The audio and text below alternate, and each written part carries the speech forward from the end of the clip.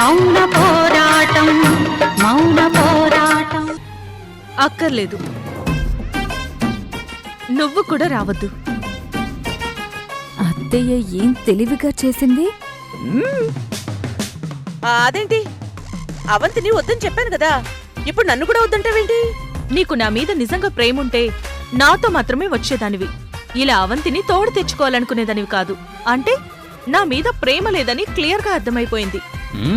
నువ్విప్పుడు నా మీద చూపించేదంతా నటనని అర్థమైపోయింది. నటించే వాళ్ళు నాతో రావక్కర్లేదు, నేను మావయ్యతోనే వెళ్తాను. పద మావయ్య. అయ్యో నక్షత్ర,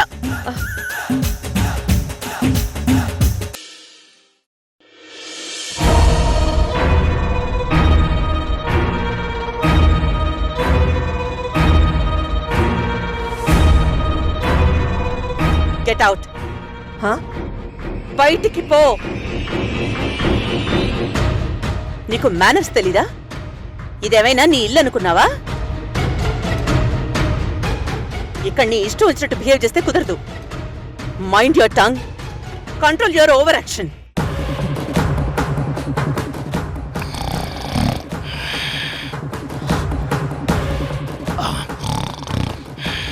నేనిక్కడ మనశ్శాంతి లేకుండా ఉంటే నువ్వు ప్రశాంతంగా నిద్రపోతావా? నిన్ను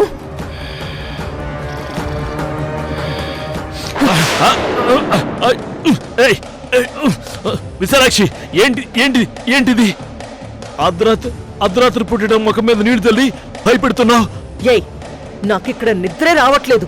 నువ్వు మాత్రం గొరక పెట్టి ఎలా పడుకోగలుగుతున్నావు? ఇదెంత దారుణం విశాలాక్షి. నీకు నిద్ర రాకపోతే నన్ను లేపేయడం ఎంత సాడిదో. అయినా అది నీకెందుకు నిద్ర రావట్లేదు? అది ఆ జానకి నన్ను లోన్ కట్టమంటుందా? అదేంటి, మనం సాయంత్రం మాట్లాడుకున్నాం కదా,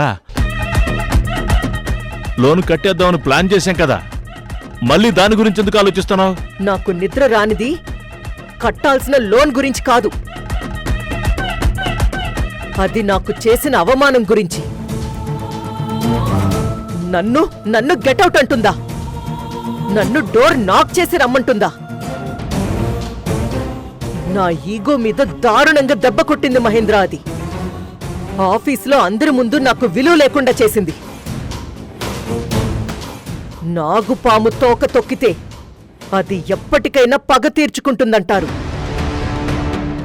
నాగమణి కూతుర్ని నేను పగ తీర్చుకోకుండా ఉంటానా? వెంటనే తీర్చుకుంటాను. కళ్యాణ్ రాముడు అయిపోయాడు, నెక్స్ట్ ఎవరి మీద? దాని మీదే, ఆ జానకి మీద. జానక? చిన్న సైకిల్ నుంచి పెద్ద ఏరోప్లేన్ వరకు అన్నీ నడుస్తున్నాయంటే దానికి కారణం వాటిలో ఉండే ఇంజనో వాటి చక్రాలో అనుకుంటారు అందరూ. అంతేగా మరి? కాదు, ఆ వెహికల్స్, వాటి ఇంజన్స్, వాటి వీల్స్, మొత్తం అన్ని పార్ట్స్ కరెక్ట్గా వర్క్ చేయాలంటే ఒక చిన్న వస్తువు ఉండడం వల్లే జరుగుతుంది. చూడ్డానికది చాలా చిన్న వస్తువే, దాని గురించి ఎవ్వరూ పట్టించుకోరు, మాట్లాడరు. కానీ అది లేకపోతే బండి నడవదు. ఏంటది? ఈ ఇంట్లో ఇప్పుడు జానకి ఆ నట్టు బోల్టు లాంటిది. దానివల్లే ఇదంతా జరుగుతుంది. ముందు దాన్ని తీసి పడేస్తే అప్పుడు ఈ ఇంట్లో మనుషులందరూ ఎందుకు పనికి రాకుండా పోతారు. మొత్తం అంతా మళ్ళీ మన చేతుల్లోకి వచ్చేస్తుంది. అంటే జానకిని ఎలా? ప్లాన్ ఏంటి? ప్లాన్ ముందుగానే చెప్తే అందులో మజా ఏముంటుంది మహేంద్ర? రేపొద్దున్న నువ్వే చూస్తావు కదా. అది కాదు విశాలాక్షి, ఇది కంప్లీట్ గా నా ప్లాన్, నా ఆపరేషన్. నువ్విందులో ఇన్వాల్వ్ అవ్వద్దు, జస్ట్ చూడు అంతే. నన్ను అవమానించిన జానకిని ఎలా చంపుతానో చూడు.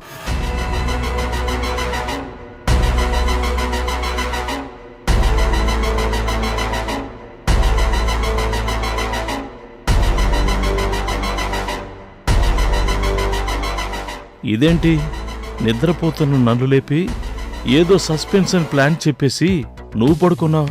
ఇంకా నాకేం నిద్ర పడుతుంది? ఇంతకీ ఆ ప్లాన్ ఏంటబ్బా?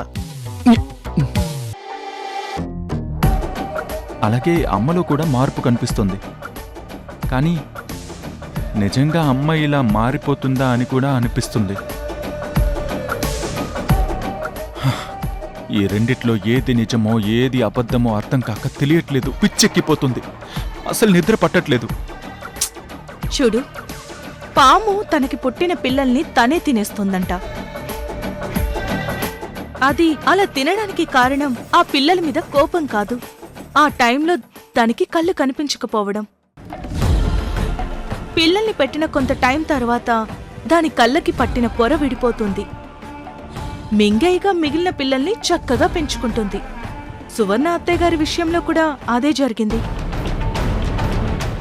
కాని ఆ పొర తొలగిపోయాక ఆవిడికి తను చేసిన తప్పేంటో తెలిసొచ్చింది. అందుకే కన్న కొడుకుని దగ్గరికి తీసుకోవాలని బలంగా కోరుకుంటుంది. కుదరట్లేదని బలవంతంగా ప్రాణాలు తీసుకోవాలనుకుంది. దుర్గకి, నీకు, ఇంకెవ్వరికి ఇంకెప్పుడు ఏ హాని చేయను అని హాస్పిటల్లో నాకు ఒట్టేసింది. ఇంతకాలం నేను దుర్గ మీద ద్వేషం పెంచుకున్నాను.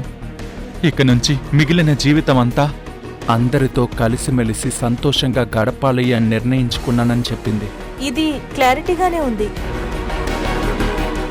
ఇంకో విషయం, ఏనుగు చాలా మంచి జంతువు, చాలా అందంగా, చూడగానే హ్యాపీనెస్ నిస్తుంది. కానీ దానికి ఒక్కోసారి క్రాక్ వస్తుంది.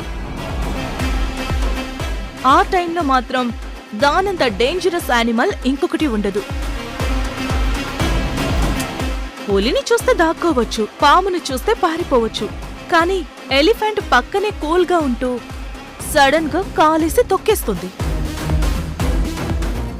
దాని నేచర్ని ఎక్స్పెక్ట్ చేయలేం. ఒక్కోసారి క్రాక్ గా మారిందంటే ఇంకా అది నార్మల్ గా ఎప్పుడు మారుతుందో ఎవ్వరికీ తెలీదు. ఇక్కడ జరుగుతుంది కూడా అదే. దుర్గత్తయ్య ఎలా మారుతుందో తెలీదు, ఎవరిని తొక్కేస్తుందో తెలీదు. అలాంటి డేంజరస్ మనిషి పక్కన ఉంటే ఎప్పటికైనా డేంజరే. చూడు మురారి, సువర్ణత్తయ్య విషయంలోనైనా దుర్గత్తయ్య విషయంలో అయినా ఒకటే నిజం, కన్న కొడుకే ముఖ్యం.